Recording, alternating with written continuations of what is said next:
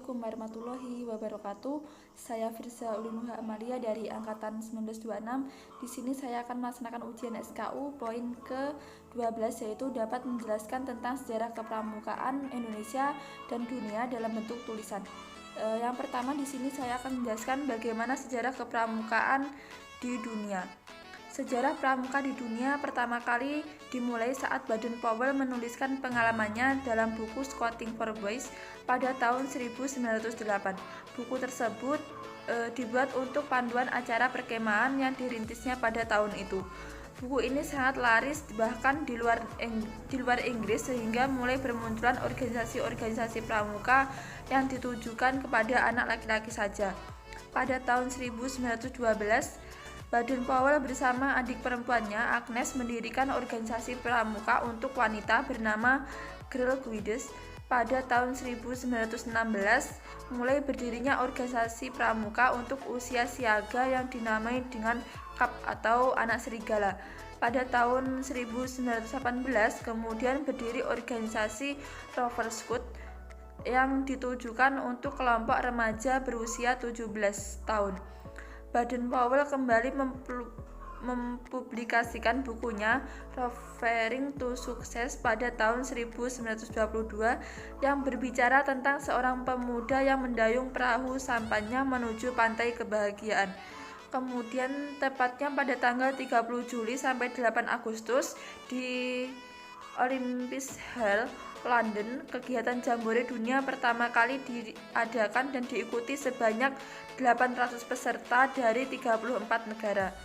Dalam kegiatan tersebut, pada akhirnya Baden-Powell dinobatkan sebagai Bapak Pandu sedunia. Kemudian sejarah pramuka Indonesia. Sejarah pramuka di Indonesia dikenal dengan 3 masa pramuka, yaitu gerakan pramuka pada masa penjajahan Belanda, kemudian gerakan pramuka pada masa penjajahan Jepang, kemudian gerakan pramuka setelah Indonesia merdeka. Yang pertama, gerakan pramuka pada masa penjajahan Belanda di Indonesia bernama Nederland Indische Padvinders Vereniging atau NIPV, atau dalam bahasa Indonesia dikenal sebagai Persatuan Pandu-Pandu Hindia Belanda. Setelah Sumpah Pemuda, kegiatan pramuka semakin digemari sehingga terbentuknya Pandu Pemuda Sumatera pada tahun 1930 dan pada tahun 1931 berdirinya Persatuan Antar Pandu Indonesia. Kemudian tahun 1936 berubah nama menjadi Badan Pusat Persaudaraan Kepanduan Indonesia atau BPPKI. BPPKI melakukan kegiatan Perkino atau Perkemahan Kepanduan Indonesia (WMOM). Perkemahan inilah yang menjadi cikal bakal pelaksanaan kegiatan Jambore hingga sekarang.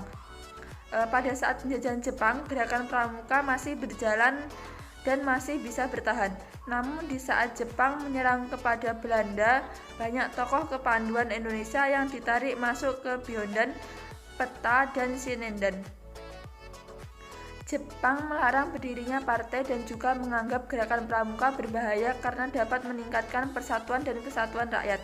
Hal ini tidak menyurutkan tekad kepanduan Indonesia untuk menjalankan Perkino II dalam memperjuangkan kemerdekaan bangsa Indonesia. Setelah kemerdekaan Indonesia tanggal 28 Desember 1945 didirikan organisasi Pandu Rakyat Indonesia di Solo yang menjadi wadah kepanduan di seluruh Indonesia. Pada tahun 1961 terdapat 100 organisasi kepanduan di Indonesia yang dibagi menjadi 3 federasi, yaitu Pasukan Kepanduan Putri Indonesia, Ikatan Pandu Indonesia, dan Persatuan Putra Putri Indonesia. Pada tanggal 14 Agustus 1961, gerakan pramuka diperkenalkan secara resmi kepada seluruh masyarakat, sehingga pada hari itu diperingati sebagai Hari Pramuka setiap tanggal 14 Agustus. Mungkin cukup itu yang dapat saya sampaikan. Apabila ada kurang lebihnya, saya mohon maaf. Wassalamualaikum warahmatullahi wabarakatuh.